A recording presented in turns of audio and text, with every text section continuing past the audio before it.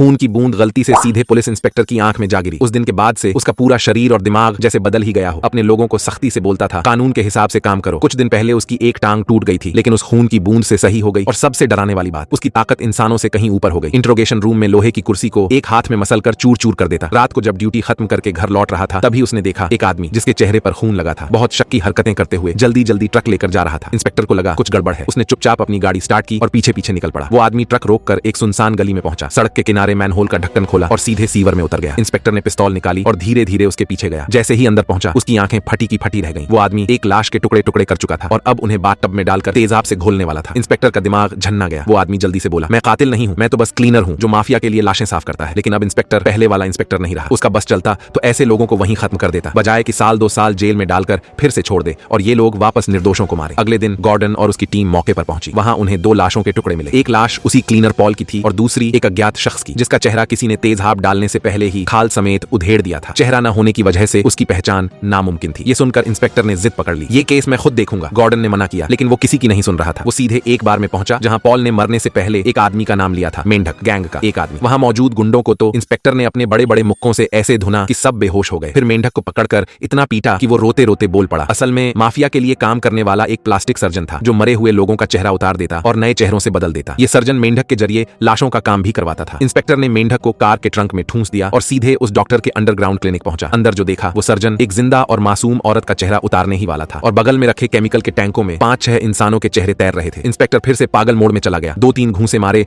और सर्जन जमीन पर चित। वो पिस्तौल निकालकर उसी वक्त उसे खत्म करने वाला था, लेकिन तभी सर्जन की एक बात ने उसकी थोड़ी होश वापस ला दी। उसने सर्जन को गिरफ्तार किया और सोचा कि कानून के हिसाब से सजा दिलाएगा, लेकिन सर्जन अपने बड़े बड़े कनेक्शनों के दम पर आसानी से छूट गया। इतना ही नहीं, वो शान से मेयर की पार्टी में भी पहुंचा। ये देखकर इंस्पेक्टर का गुस्सा फट पड़ा। वो चुपचाप उसके पीछे गया, इंतजार किया कि वो बाथरूम जाए और तय कर लिया, अब इस शहर का जज, जूरी और जल्लाद मैं खुद बनूंगा।